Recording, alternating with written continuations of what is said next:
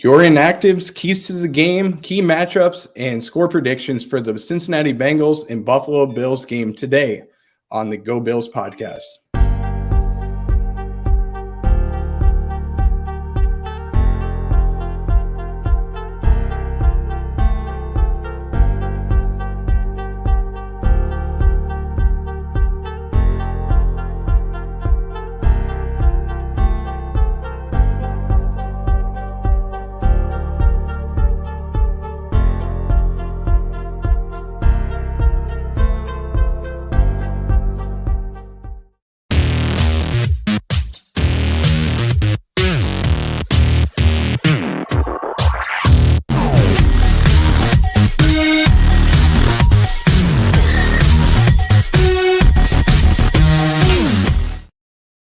What is up, Bills Mafia? This is Brett back for another edition of the Go Bills podcast. And as you just heard with that can opening, you know what time it is. It's game time.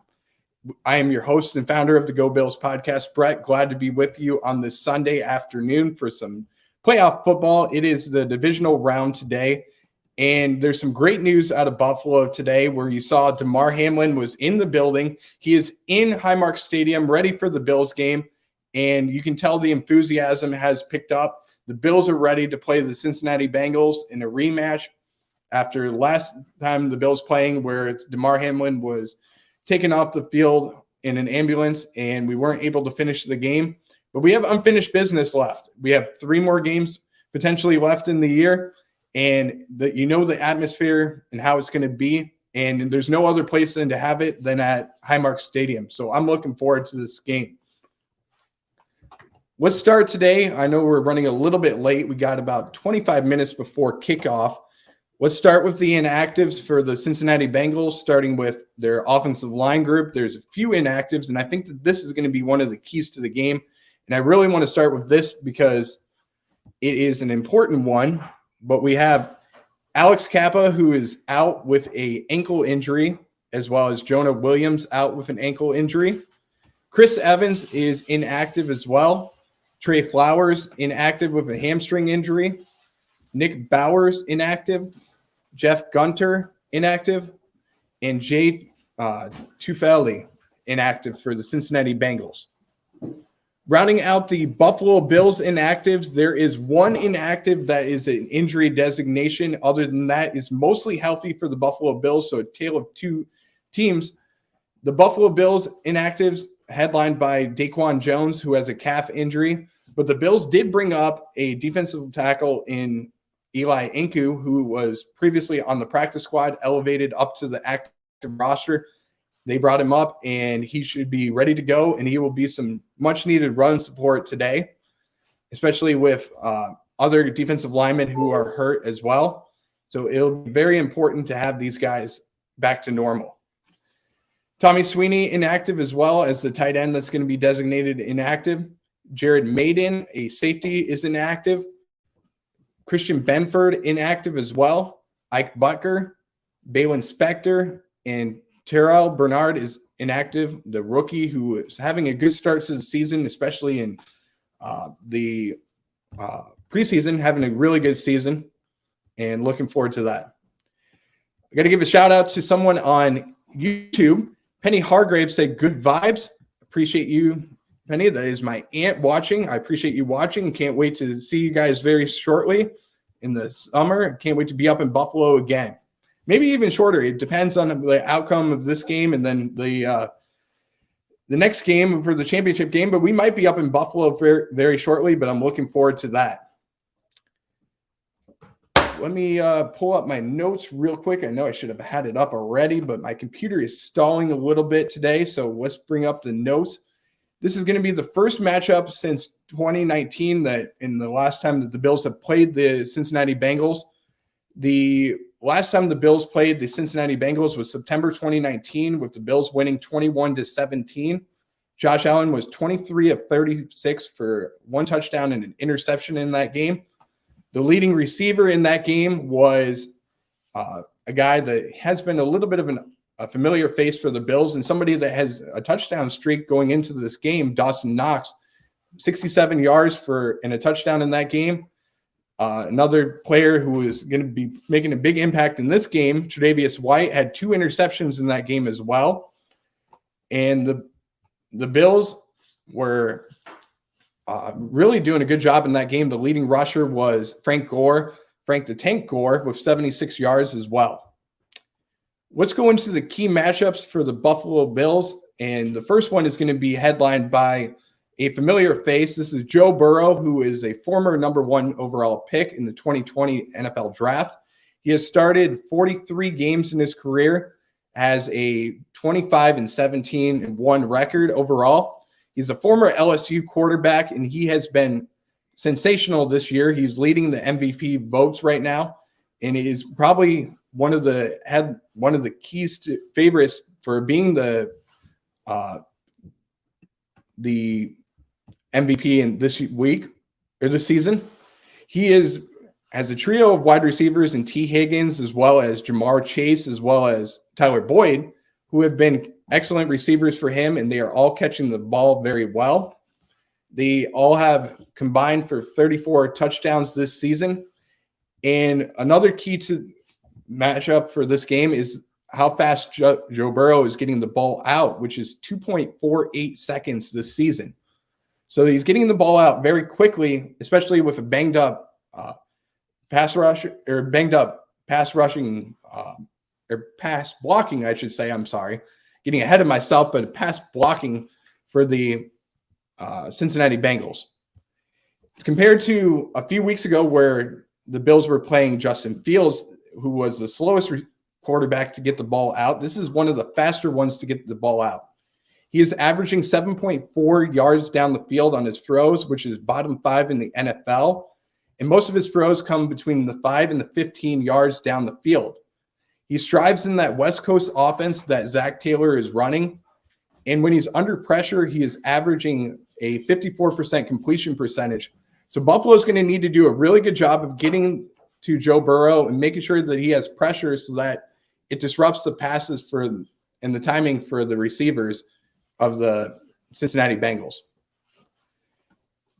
One of the keys matchups is going to be getting to him with a front 4 in Greg Russo, Ed Oliver, as well as mixing in guys like Eli Inku, Tim Settle, and other guys like that. So it's going to be really good to get a pass rush with 4 guys and dropping 7 into coverage, because you have 3 excellent receivers followed by a tight end who is really good in this system. And I wouldn't blitz Joe Burrow too much overall, because he does bite you if he has it where he has a blitz. He will beat you in that scheme. Let's go with the comments overall on Instagram. We got a bunch of them on Instagram as well as YouTube. We'll start with YouTube. We got Balds Gaming, who is my cousin as well, saying, I agree, as well as go good podcast. And he also said hi, and he's sending highs from Batavia, New York. Nickel City Mafia said, I'm surprised about Benford being inactive, but hearing that Elam is starting, at least that is what they said on the broadcast, is very good. There's also snow falling in Buffalo right now, so I'm looking forward to that.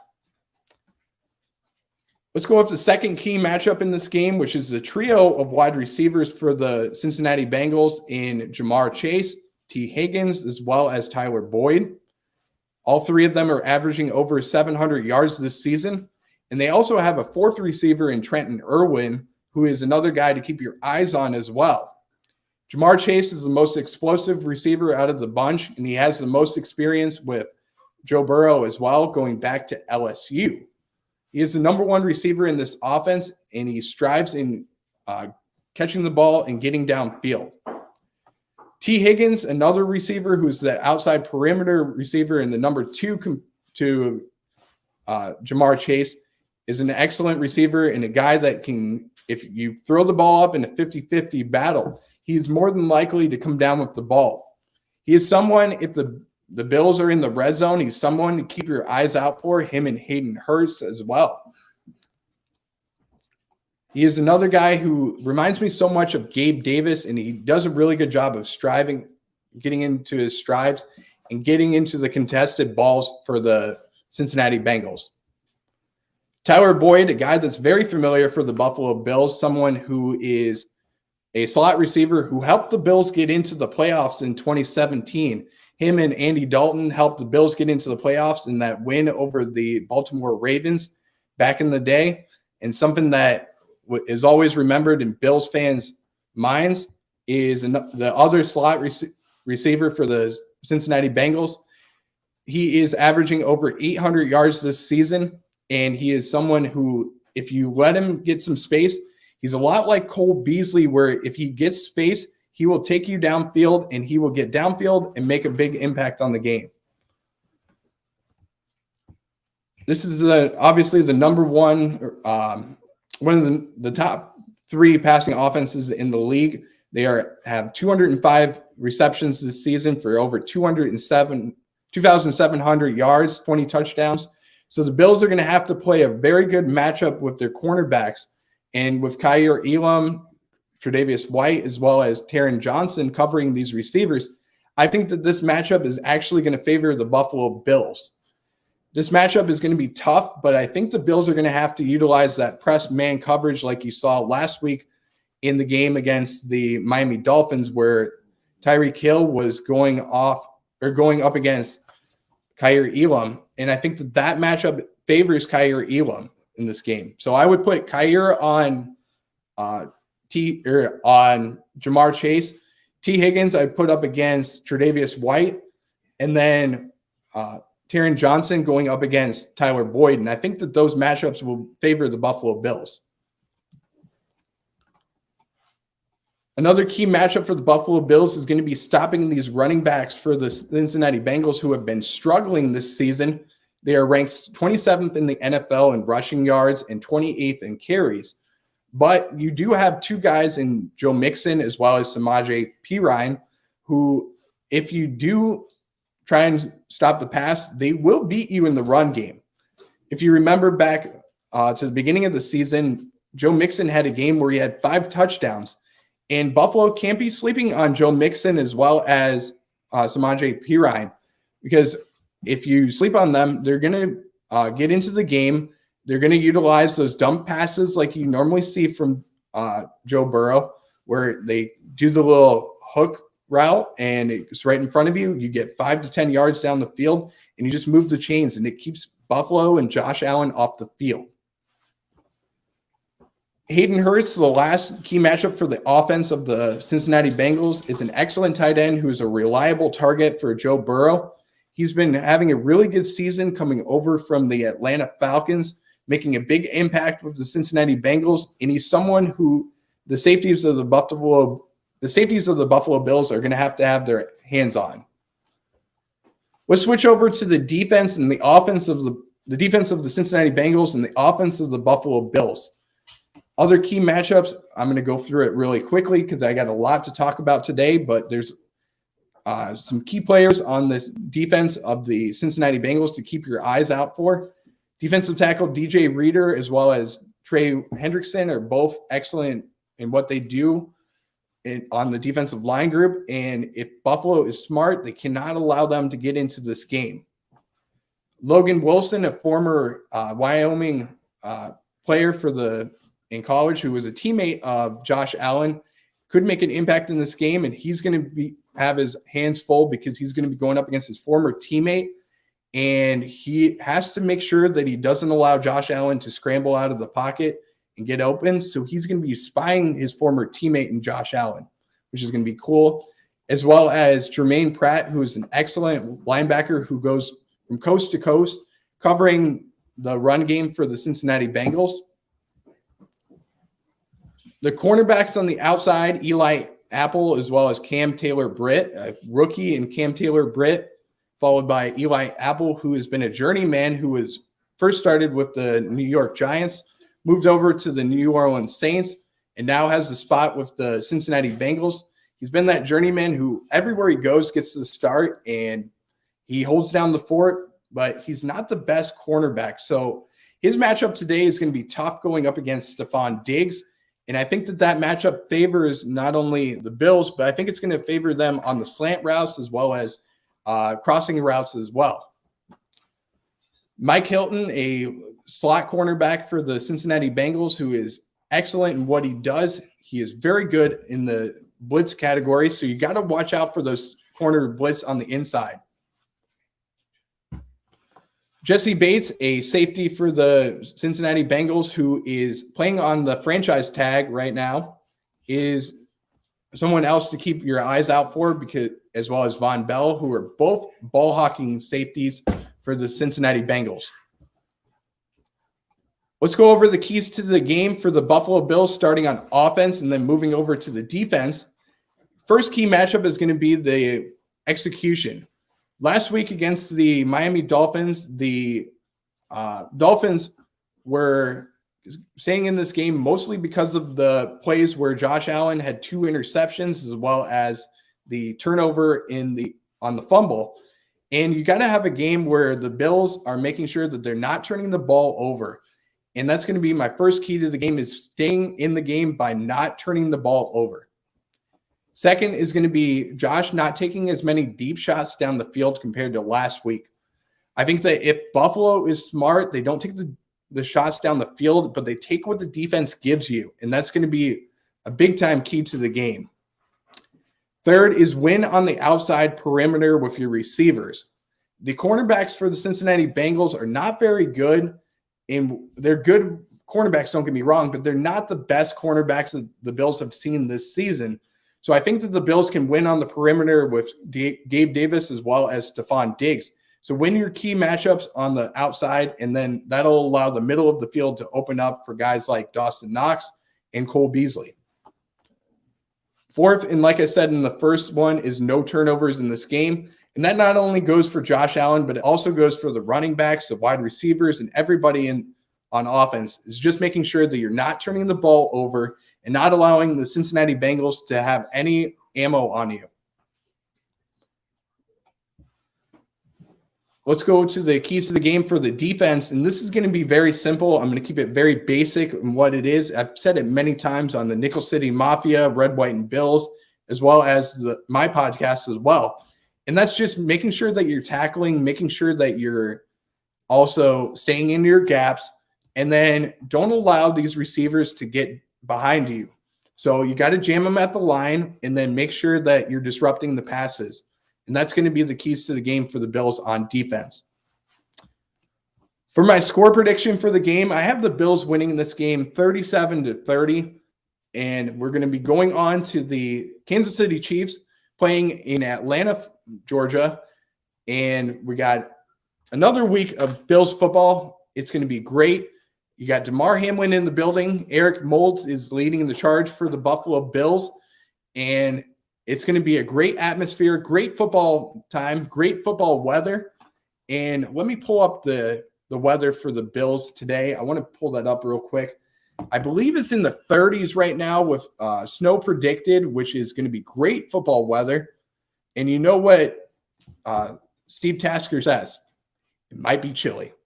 And I know that the Cincinnati Bengals are used to playing in the snow, but it's going to be a different atmosphere playing in front of this crowd. It's an excellent crowd for the Buffalo Bills, and I think that this is not only going to favor Buffalo, but I think that they're going to be ready to go early on. The weather for this game is 34 degrees. There is a strong chance of snow in this game, between 100% and 90% from 3 p.m. to 5 p.m. And I think that it's going to be great to see some snow on the field, hopefully. And I don't want this to happen, but if it does happen, some of the players get some snow thrown at them. But mostly, if you're watching this and you're at the game, I hope that everybody stays positive and cheers the Cincinnati Bengals for what they've done. They've been excellent throughout the whole situation with the Damar Hamlin situation. And if you are in the stadium, make sure that you're clapping for guys like T. Higgins, who had an absolute bad time with what happened. He's had his death threats as well as other threats towards him, and there's a lot of blame going around, but it's not his fault for what happened in that situation. I want to bring up one quick thing before we go off of the podcast. And I want to bring up this photo, and this is a great photo that you can see real quick.